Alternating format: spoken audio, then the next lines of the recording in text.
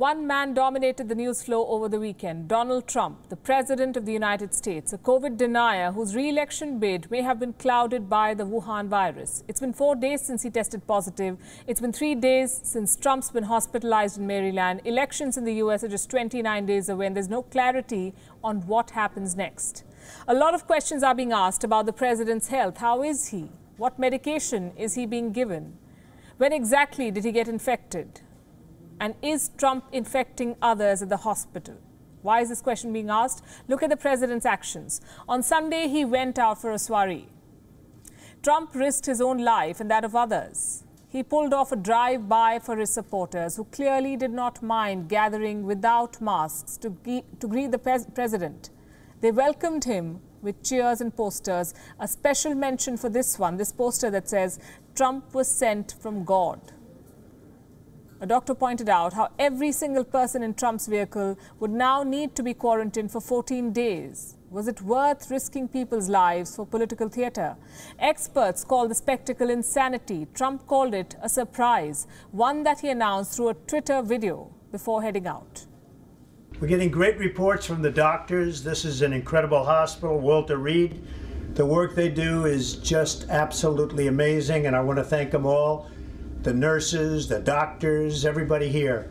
I've also gotten to meet some of the soldiers and the first responders, and what a group. I also think we're going to pay a little surprise to some of the great patriots that we have out on the street, and they've been out there for a long time, and they've got Trump flags, and they love our country. So I'm not telling anybody but you, but I'm about to make a little surprise visit. So perhaps I'll get there before you get to see me.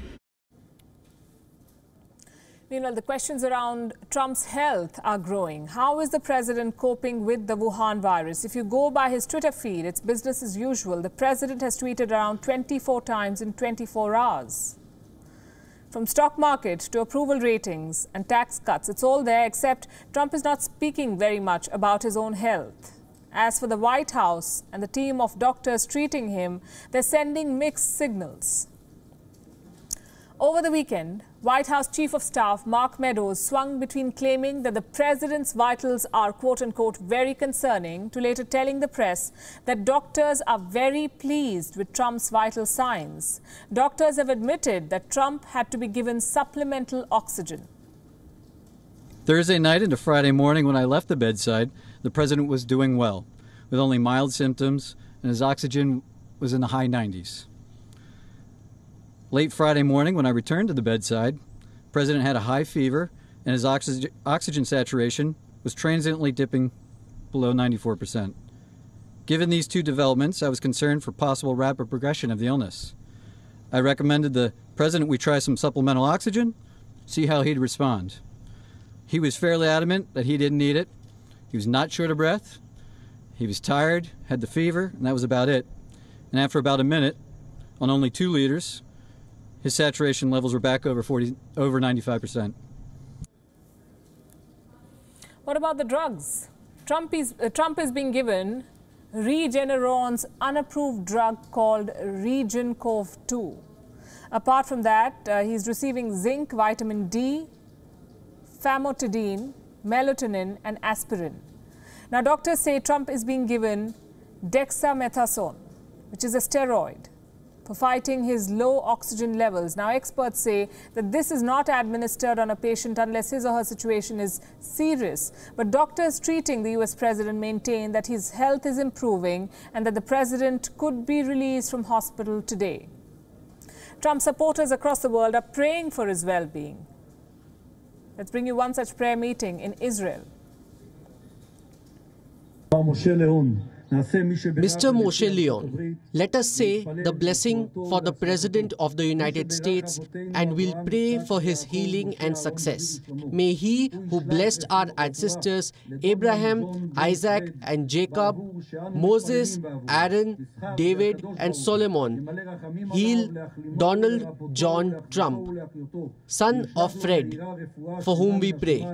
On this merit, may the Holy One, blessed be he, be filled with mercy for him to recover, heal and get stronger. There's a question that is being whispered in power corridors and sometimes being asked loudly in the media. When exactly did Donald Trump contract the Wuhan virus and when did they find out? Now, why is this question being asked? A lot of people who attended a particular event in the Rose Garden on the 26th of September have tested positive. The gathering for nominating Amy Coney Barrett as the next Supreme Court judge and a replacement for Ruth Bader Ginsburg. The event was attended by 150 people. At least 8 of them have tested positive for the Wuhan virus. The numbers are going up, and the Rose Garden event is now being called a super spreader event. As for the White House, there are currently 11 positive cases, this including the Trumps, the President and the First Lady, U.S. government officials and some senior advisors. And as we speak, I'm being told that the White House Press Secretary Kayleigh Mcenany has just tested positive for the Wuhan virus. She is the 12th person in Trump's inner circle to test positive. Thank you for watching Gravitas on WION's YouTube channel. If you want to stay up to date with what's happening around the world, then subscribe to our channel and don't forget to like and share. Thank you very much for watching WION. World is One.